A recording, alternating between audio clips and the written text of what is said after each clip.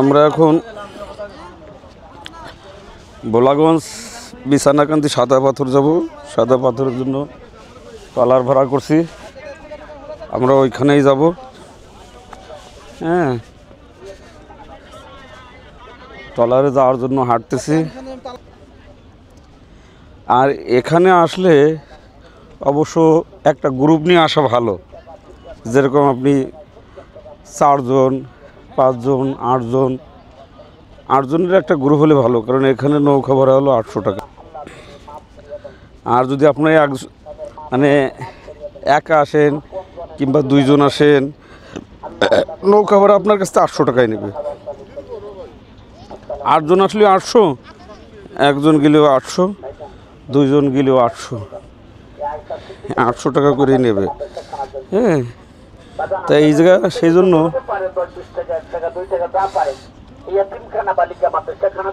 একটা গ্রুপ ধরে আসা সবচেয়ে ভালো। এই যে আমাদের নৌকা। নৌকা কোনটা? হ্যাঁ,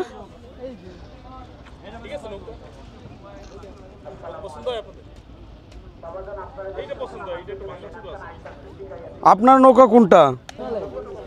চলেন চলেন। আমার আর টিপ নেই স্যার, বৈশা লয়ে আইব।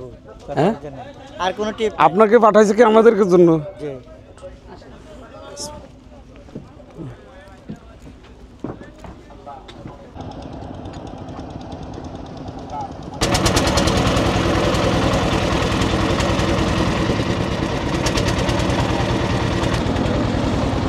ভোলাগঞ্জ বিছানাকান্দি থেকে সাদা পাথরের উদ্দেশ্যে আমরা ট্রলারে রওনা দিচ্ছি।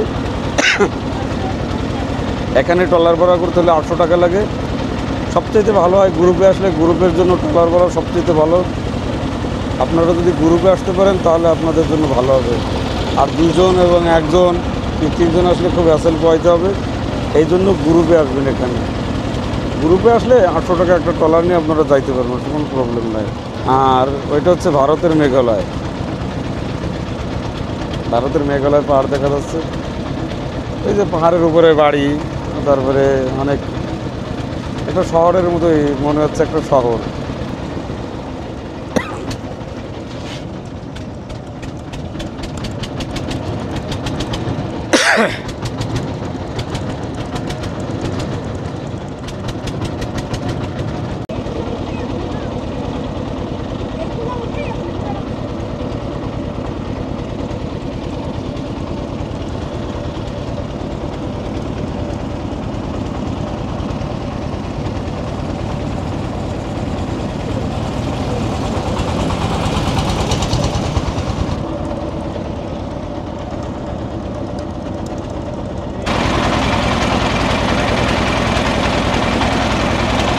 ভারতের মেঘালয়।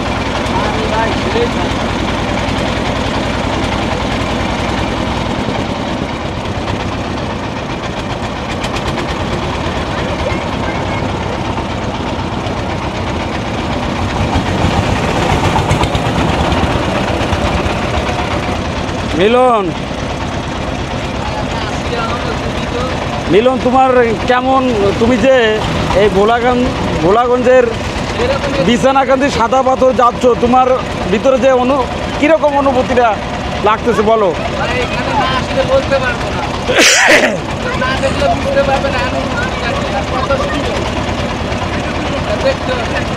তবে এখানে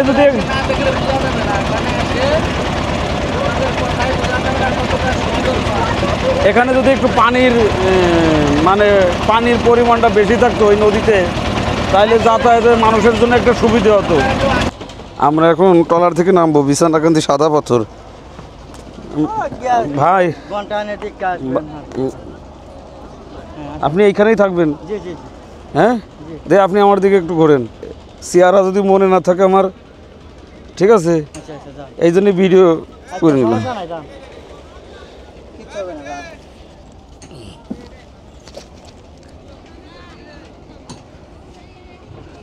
মোবাইল নাম্বারটা নিলেও কিন্তু ভালো হয়। দেশে তো নাম্বার, সমস্যা নাই, আমি এখানে আছি। আমরা এখন বিছানাকান্দি সাদা পাথর, সবই তো বালু, কিন্তু পাথরের কোনো অংশই তো দেখতেছি না। এখানে তো সব কিছু বালু আর বালুই দেখতেছি। হ্যাঁ, এখানে লোকজন, এই যে অনেক লোকজন, তারা দেখে যাচ্ছে, হাঁটতেছে। এখানে এই যে মিলন হাঁটতেছে। মিলনের আবার চোখের সমস্যা, তো এই জন্য মিলন কালো চশমা পরিধান করছে। আর ওইটা হলো ভারতের মেঘালয়।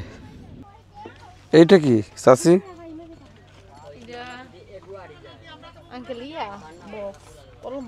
ও কলম বক্স, বুঝছি।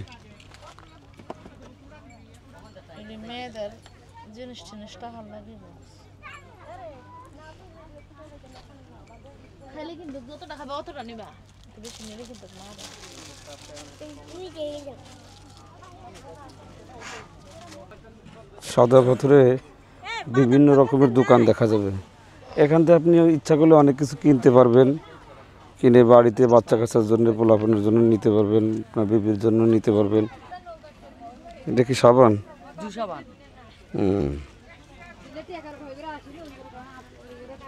এখানে অনেক রকমের ইন্ডিয়ান মালও পাওয়া যায়।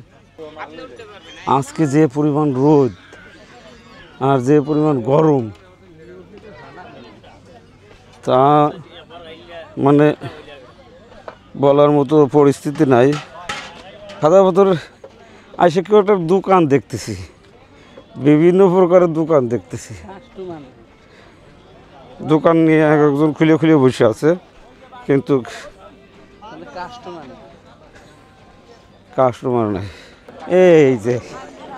এই যে সাদা পাথর, এই যে এখানকার সাদা পাথর।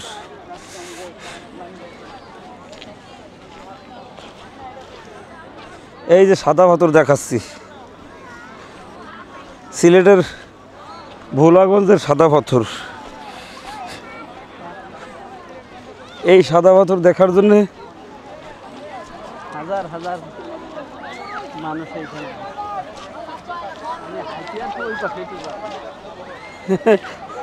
এখানে আবার কেউ গোসলও করতেছে, আবার কেউ পাথরও টোকাচ্ছে। পাথর কই বাড়ি, বাসায় নিয়ে যাবা? বাসা কোথায়? পুরান ঢাকা থেকে আসছো? বাসায় নিয়ে স্মৃতি হিসেবে নিয়ে যাওয়ার জন্য পাথর নিয়ে যাচ্ছে। আমরা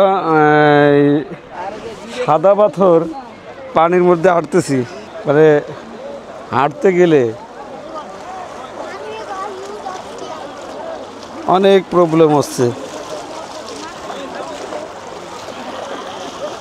অনেক মানুষ গোসলও করতেছে এখানে পাথরের মধ্যে, সাদা পাথরের মধ্যে। এই জায়গায় সে অনেক মানুষ গোসল করতেছে।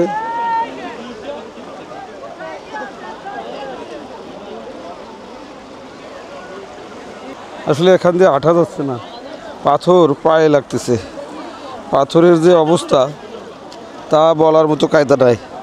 এখানে আসলে স্যান্ডেল নিয়ে আসতে হবে, আর যদি আপনি শু কিংবা জুতো নিয়ে আসেন তাইলে আপনি পুরোপুরিভাবে ধরা। আমরা আসছি সাদা পাথর 0 পয়েন্টে যে বিজিবি ক্যাম্প আছে, সেই বিজিবি ক্যাম্প থেকে আসরের নামাজ আদায় করলাম। আসরের নামাজ আদায় করে আবার যাচ্ছি। এই রাস্তা দিয়ে হাঁটা খুবই একটা কি বলবো, দেখেন রাস্তার পরিস্থিতি, পাথরের রাস্তা দিয়ে হাঁটতেছি, খুবই রিস্ক। কোনো রকম যদি আপনি পা পিছলেই পড়ে যান, তাহলে আপনার হাত পা ভেঙে যাবে। তারপরে কত যে সমস্যা হবে তা নিজেও কল্পনা করা যাবে না। হ্যাঁ, আমার সাথে 2 জন আসছে, তারা হাঁটতেছে। আবার এই যে দেখেন, এই যে ভারতের মেঘালয় আমরা হাঁটতেছি, এইখান থেকে যদি আপনি পা পিছলে পড়ে যান, আপনার যে হাত পার অবস্থা যে কী হবে তা আপনি নিজেও বুঝতে পারবেন না। এখান দিয়ে হাঁটতে হলে আপনাকে খুব সাবধানে হাঁটতে হবে। পানির কলকলানির শব্দ, প্রত্যেকটা কদম আপনাকে সতর্কতার সাথে ফেলতে হবে, প্রত্যেকটা পা ফেলতে হবে সতর্কতার সাথে। হাঁটতেছি, ক্যামেরার দিকেই তাকাবো নাকি পায়ের দিকে তাকাবো, কোনো দিশে পাচ্ছি না।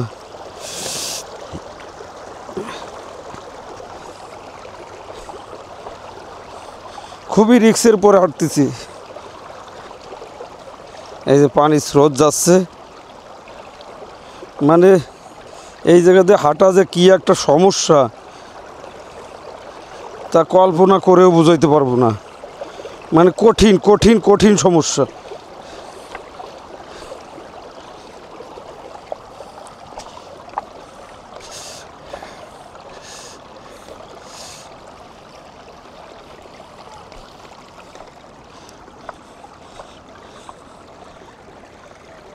মিলন যে কি অ্যাক্টিভ, খুব অ্যাক্টিভ মিলন। মিলন তো আমাকে রেখে চলেই গেছে।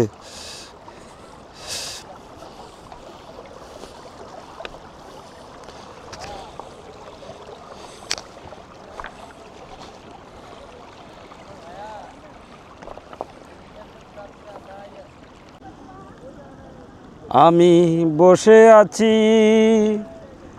নিরিবিলি, কেহ নাই আমার এ ভব সংসারে, আমি একা এ ভব সংসারে আমি একা। নিরিবিলি নিরিবিলি বসে আছি, পাহাড়ের স্বচ্ছ জলধারা পাথরের বুক চিরে বইছে, আর আমি সেখানে নিরিবিলি বসে আছি।